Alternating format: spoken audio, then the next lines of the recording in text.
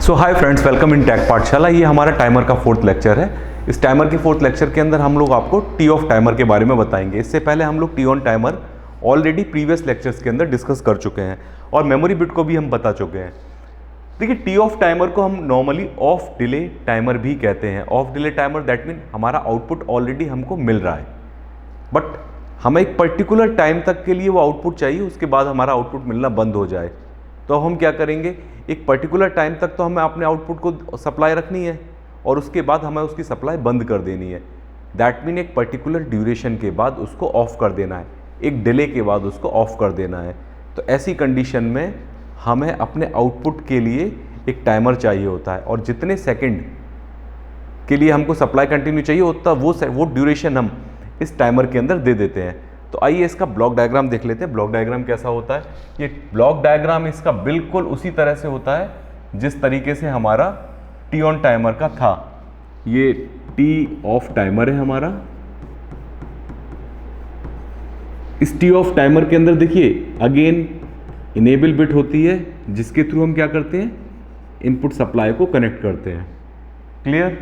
और इसके साथ अब इसके अंदर कौन कौन से पैरामीटर्स होते हैं? देखिए, एक तो इसमें होता है टाइमर दैट मीन आपने अपने इस टाइमर का नाम क्या रख रखा है। तो हमें इस टाइमर का नाम डिफाइन कर लेते हैं। चलिए हम इस टाइमर का नाम रख देते हैं 1T1 टाइम बेस।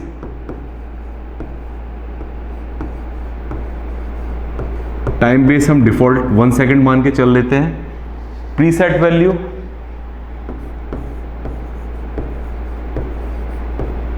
वैल्यू हम लोग एक एग्जाम्पल लेके चलते हैं कि हमें 10 सेकेंड के बाद अपने आउटपुट को ऑफ करना है।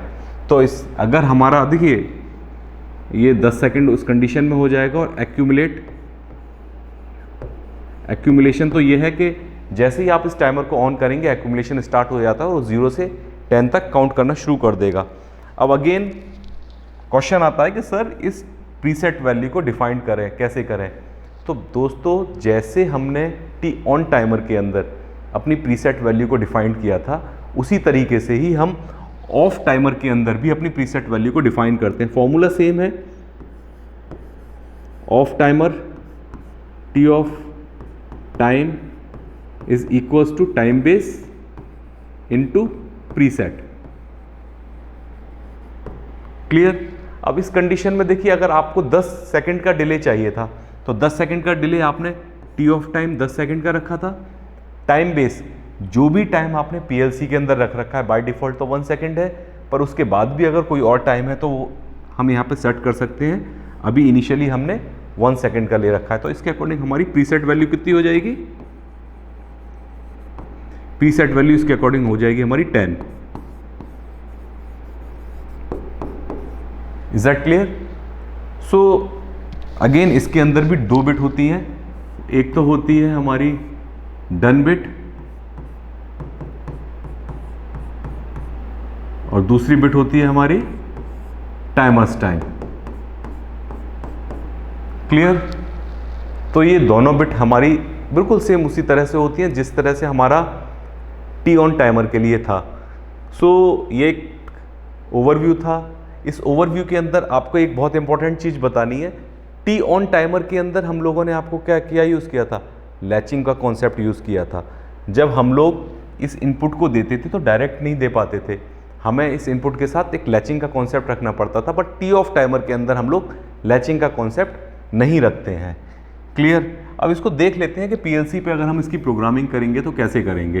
तो सबसे पहले हमने एक इनपुट ले लिया, पुश बटन ले लिया, जिसकी एड्रेसिंग डाल दी I0.0। क्लियर? और इसके साथ साथ हम लोगों ने क्या काम किया, एक टाइमर ले लिया। ये टी ऑफ टाइमर आपने ले लिया है, इसकी इनेबल बिट से आपने इनपुट को कनेक्ट कर दिया है। TIMER timer. देखिए, जो भी आप पीएलसी यूज़ करेंगे सभी के अंदर आपको ये पैरामीटर्स डिफाइन करने पड़ेंगे, क्योंकि अगर आप टाइमर लेते हो तो उसका आपको टाइमर देना पड़ेगा।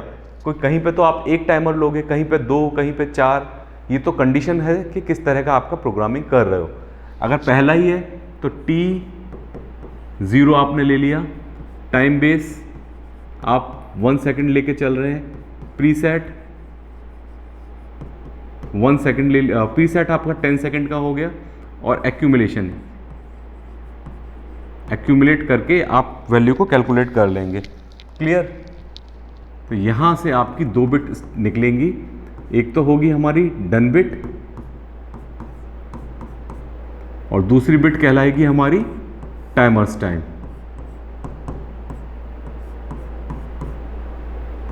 ये हमारे आउटपुट पर मिल जाएगा। तो यहां तक तो किसी को दोस्तों कोई डाउट नहीं है। अगर उसके बाद भी कोई आपको अंडरस्टैंडिंग क्लियर करनी है तो आप मुझे कमेंट सेक्शन में कमेंट कर सकते हैं। जैसा कि मैंने अभी आपको थोड़ी देर पहले बताया था, यहां पे हम लोगों को लैचिंग की जरूरत नहीं पड़ती है, डायरेक्ट हम पुश बटन के थ्रू टी ऑफ टाइमर को कनेक्ट कर देते हैं। क्लियर? अब देखिए होगा क्या, जैसे ही आप इस पुश बटन को ऑन करेंगे आपकी डन बिट ऑन हो जाएगी। दैट मीन जैसे ही हम पुश बटन को ऑन करेंगे तो हमारा क्या हो जाएगा, डन बिट हमारी क्या हो जाएगी, ऑन हो जाएगी। ये आप नोट कर लीजिए प्लीज। क्लियर? तो इस एडवांटेज को लेते हुए हम लोग एक स्विच और ले लिया जिसकी एड्रेसिंग हमने सेम डन बिट के लिए कर दी। इसकी एड्रेसिंग हमने सेम कर दी डन बिट वाली, और इसके साथ हमने क्या काम करा, आउटपुट को कनेक्ट कर दिया जहां भी हमको आउटपुट देना है, ओ 0.0। अब देखिए ये एक हमारा टी ऑफ टाइमर का प्रोग्राम कंप्लीट है। इसके अंदर हमने क्या किया, सबसे पहले हमने एक पुश बटन यूज़ किया है, this is the push button. इस पुश बटन को यूज़ करा, हमने इस पुश बटन को दबाया। जैसे ही हमने इस पुश बटन को दबाया ये ऑन हो गया। इसके ऑन होते ही हमारी डन बिट ऑन हो गई। जैसे ही हमारी ये डन बिट ऑन होती है हमारा बाय डिफ़ॉल्ट ये जो स्विच है ये भी ऑन हो गया, और ये ऑन होते ही हमको आउटपुट मिलना शुरू हो गया। दैट मीन ये आउटपुट हमने जहां पे भी लगा रखा है, कोई मोटर है, कोई लाइट है, कोई भी प्रोसेस हमने ऑन कर रखा है वो हमारा ऑन हो गया। अब क्या हुआ, हमारा टाइमर स्टार्ट हो गया। टाइमर स्टार्ट हो गया, हमारा एक्यूमुलेशन ने काउंट करनी शुरू कर दी, 0 1 2 3 4, और ये कहां तक काउंट किया, 10 तक काउंट किया। जैसे ही ये एक्यूमुलेटेड वैल्यू 10 पहुंची, 10 मतलब ये प्रीसेट के इक्वल हो गया। क्लियर? जैसे ही ये एक्यूमुलेटेड वैल्यू प्रीसेट के बराबर हो गई, उसी वक्त हमारी उस कंडीशन में, इस कंडीशन में ये टी ऑफ टाइमर इस डन बिट को ऑफ कर देगा। क्लियर? ये डन बिट के ऑफ होते ही हमारा ये स्विच ऑफ हो जाएगा और हमको आउटपुट मिलना बंद हो जाएगा। क्लियर? सो ये एक सिंपल प्रोसेस था टी ऑफ टाइमर का।